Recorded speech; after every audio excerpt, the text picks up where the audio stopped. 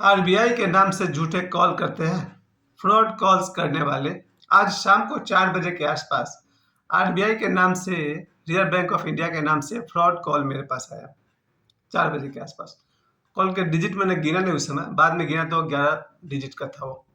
870 ऐसे कुछ नंबर है जो मुझे आप लोगों को बता ही देना चाहिए था, ताकि दोबारा कोई आपको ऐसा फ़ोन करे तो क्या उसके साथ करना चाहिए। लेकिन वो जो फ़ोन कॉल था वो फ्रॉड, उसने अपना फ़ोन कॉल रिकॉर्डिंग लगाया हुआ था। कोई पर्सन वहाँ नहीं बैठा हुआ था या बैठी हुई थी। वो एक कॉल का रिकॉर्डिंग था कि आरबीआई की तरफ से ये आपको नोटिस दिया जा रहा है कि आपके क्रेडिट कार्ड में धोखेबाजी पाई गई है, आप 2 घंटे के अंदर आपके सारे बैंक अकाउंट सील कर दिए जाएंगे। ज़्यादा जानकारी के लिए 9 दबाइए वगैरह वगैरह। इतना सुनने के बाद मैं एक सेकंड में समझ गया कि ये फ्रॉड्स का फ़ोन है। बेटा, मेहनत करने में तो तुम लोगों को खराब लगता है, सोचते हो कैसे किसी को लूट लें और पैसे कमा लें। बेईमान लोगों की सबसे जो गंदी आदत है वो यही है, उनको मेहनत करने में खराब लगता है। वो सोचते हैं बस कुछ इधर उधर आड़ीबाजी करो और दूसरे का पैसा कमा लो। खैर, जैसे ही उसका मैंने कॉल रिकॉर्डिंग का फर्स्ट लाइन सुना मैंने कि अब 9 दबाइए, उससे पहले मैंने उसका कॉल को कट किया और मैंने अपने बेटा को बताया वहीं पर कि देखो ऐसा ऐसा फ़ोन आ रहा है। तो पर्सन नहीं है ना, रिकॉर्डिंग है ना, वो फ्रॉड लोग होगा। इसके बाद मैंने अपने छोटे भाई को बताया, क्योंकि बात 3:45 बजे की थी कि 2 घंटे बाद आपके बैंक अकाउंट बंद कर दिए जाएंगे। तो ऐसा कुछ नहीं, आरबीआई को इस सब बात से कोई मतलब नहीं होता है। खैर भाई, 2 घंटे पार भी हो गए, 4 घंटे पार हो गए, मैंने बिल्कुल बैंक का ट्रांजेक्शन किया है, सब ठीक ठाक है। इसका मतलब ये हुआ कि बेईमान लोगों, देश में लाखों नौजवान या बूढ़े या लड़की कोई भी रहा हो, क्योंकि भाई ये बेईमानों की कोई जाति नहीं होती है कि पुरुष है कि स्त्री है। फ्रॉड्स की कोई जाति नहीं होती है। मैंने जीवन में इतने फ्रॉड देखे हैं, और देखे ही नहीं है बल्कि धोखेबाजों से धोखे खाए हैं, कि मेरे पास उंगली कम है जिससे ज़्यादा फ्रॉड्स मेरे लिस्ट में है। और ये जानना जरूरी है, क्योंकि जब भी कोई फ्रॉड किसी दूसरे का धन लूटना चाहता है इस तरह से फ़ोन कॉल से या किसी भी माध्यम से, तो पहली बात तो ये समझ लो कि एक नंबर का वो कामचोर आदमी है। गाली तो मैं यहाँ दे नहीं सकता हूँ यूट्यूब के ऊपर में, लेकिन जितना गाली मुझे याद था वो सब गाली मैंने शाम को सुना दी है, फ़ोन पर नहीं, ऐसे ही हवा में। इसका मतलब ये हुआ कि जो लोग भी इस तरह का स्पैम बोलते हैं ना, या स्कैम बोलते हैं, दोनों वर्ड सही है। ये इस तरह के लोग जितने भी धोखेबाज हैं, फ्रॉड्स हैं, पहली बात कि इन सब लड़कों ने, बिल्कुल गंवार तो है नहीं, है तो एजुकेटेड, पर इन गधों को शिक्षा मिला, संस्कार नहीं मिला। जो भी धोखेबाज होता है टैलेंटेड तो हो सकता है, वो उसको एबीसीडी इतना दिमाग है तभी तो फोन कर रहा हो, पर दिमाग का उसने क्या किया, मिसयूज किया। अब मैं कम से कम 5 ऐसे फ्रॉड्स को आपको याद दिलाता हूँ। ये 5 फ्रॉड लोग से आप समझ जाइए कि मेरे जीवन में 500 फ्रॉड ऐसे ऐसे आ चुके हैं, और मैंने लगभग सबसे धोखा खाया। बहुत एक नंबर का मैं, समझिए कि मंद बुद्धि इंसान हूँ। पहला मुझे याद आता है कि बॉलीवुड में जब मैं काम करने गया था नया नया, तो एक बिहारी डायरेक्टर था। उस बिहारी डायरेक्टर के पास मैं काम मांगने गया था, किसी के रेफरेंस से गया था। बिहारी डायरेक्टर के पास मैंने लगभग अगस्त से लेकर दिसंबर तक 5 महीने मैंने काम किया। मुझे 5 महीने बाद जब मैंने पैसा मांगा तो मुझे 250 रुपये महीना के हिसाब से 1000 रुपये दिया। भाई, मेरा एक दिन आने आने का खर्चा लगभग 50 से ज़्यादा खर्च होता होगा मेरा, या 100 रुपये खर्च होता होगा। मुझे कितना दिया? महीना का 250 रुपये के हिसाब से 4 महीना का 1000 रुपये दिया। और ये भी बोला कि हम लोग तो अप्रेंटिस को, सीखने वाले को पैसा देते नहीं। इसे मैं कहूँगा पहला फ्रॉड इंसान, जिसको यही समझ में नहीं आ रहा कि ये लड़का तुम्हारा रिश्तेदार का दोस्त है, इसके भी पेट हैं, भूख लगती होगी, ये आकर के पास 6 महीना से काम कर रहा, बस से आता होगा, बस से जाता होगा, ट्रेन से आता होगा, ट्रेन से जाता होगा, किराया भरता होगा, कहीं बड़ा पाव खाता होगा, जिसका अपना 100 रुपये खर्च हो रहा है, उसको तुमने महीना का 250 रुपये दिया। तो मेरे फ्रॉड लिस्ट में पहला नाम उसी का है। नाम मैं लूंगा नहीं, क्योंकि भला आदमी जहाँ कहीं भी है वैसे ही रहो। बेईमानों की दुर्गति क्या होती है, किसी से छुपा नहीं है। उसके बाद देख कितने लोग आगे निकल गए, डायरेक्टर प्रोड्यूसर बन गए, और वो वहीं का वहीं शायद लटका हुआ है, क्योंकि मुझे कोई खबर नहीं उसकी। बात बहुत पुरानी है। फ्रॉड लिस्ट का दूसरा जो आदमी है, वो मैं एक जगह ऑडिशन दे रहा था, तो अंधेरी की बात है, 4 बंगलों। ऑडिशन में जितने भी 1000 के आसपास कलाकार आते हैं, 800 900 1000 कलाकार, ऑडिशन देने के अगले दिन उसने क्या किया, सभी के पास उसने फ़ोन लगाया जिसने ऑडिशन लिया था, और सभी को बोला कि भाई आपका सिलेक्शन हो गया, आपको दिल्ली चलना है, क्या आपके पास आर्टिस्ट का कार्ड है, यूनियन का कार्ड है आपके पास?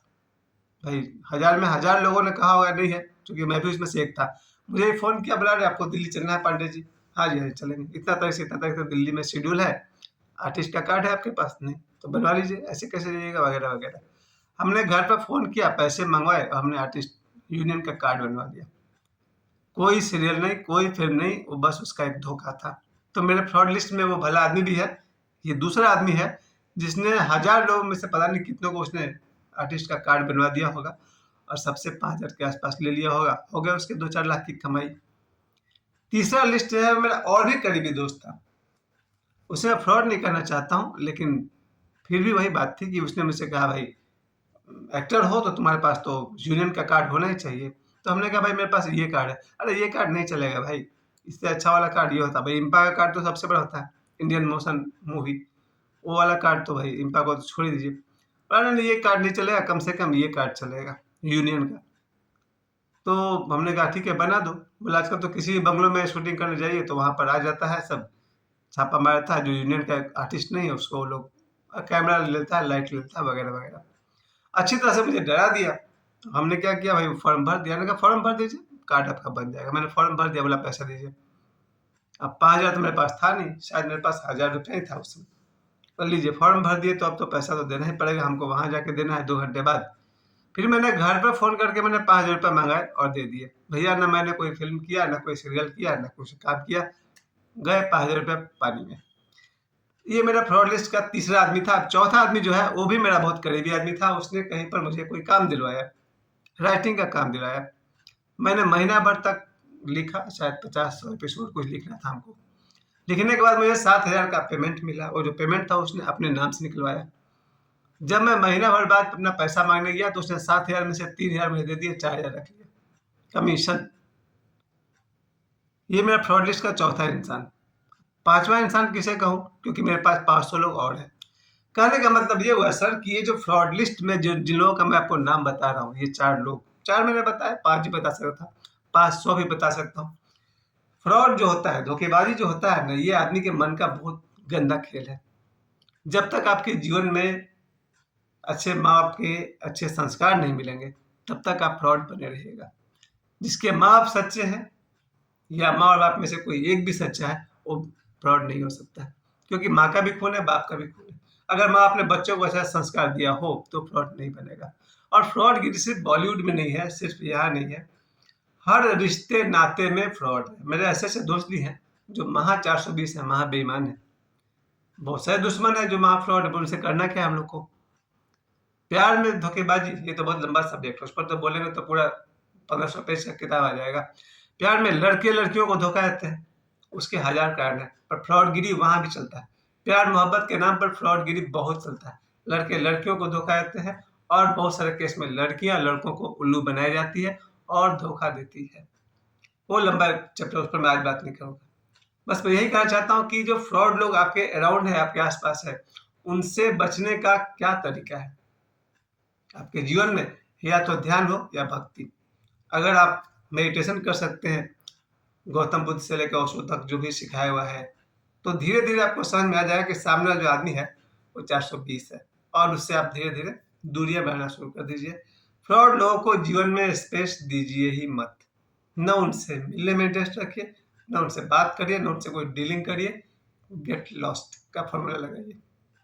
अगर आप भक्ति मार्ग पसंद करते हैं, खूब भक्ति करें, चाहे वो हनुमान जी करें या माता काली करें, आपका एनर्जी फील्ड इतना स्ट्रांग हो जाएगा कि मुझे लगता है कि जैसे मैं बार-बार कहता हूँ कि अगर कोई हनुमान चालीसा के 11 पाठ भी रोज़ करता हो, 5 पाठ भी रोज़ करता हो, उसके आस-पास कुछ ऐसा सुरक्षा चक्र ज़रूर बन जाएगा, जिससे फ्रॉड लोग उसे टकरा के भी लौट जाएँगे।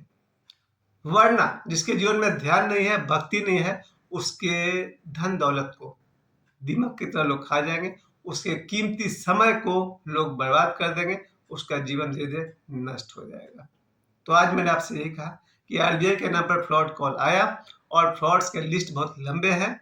इलाज सिर्फ एक है, या तो ध्यानी बनिए या भक्त बनिए। ध्यानी और भक्त को छोड़कर कोई भी इन फ्रॉड से नहीं बच सकता है। जहाँ तक मेरी अपनी बात है, जहाँ तक मुझे होश है, मैंने कभी किसी से कोई बेईमानी नहीं की है, और जो भी ओशो जैसे गुरु के साथ रहेगा, वो करेगा भी। खैर, आज तो मैंने फ्रॉड वालों की कहा जाए कि बैंड बजा दिया या चिल्लाई कर दी। आप सब भी सावधान रहिए फ्रॉड लोगों से। दूर रहिए, गेट लॉस्ट कहिए उनको।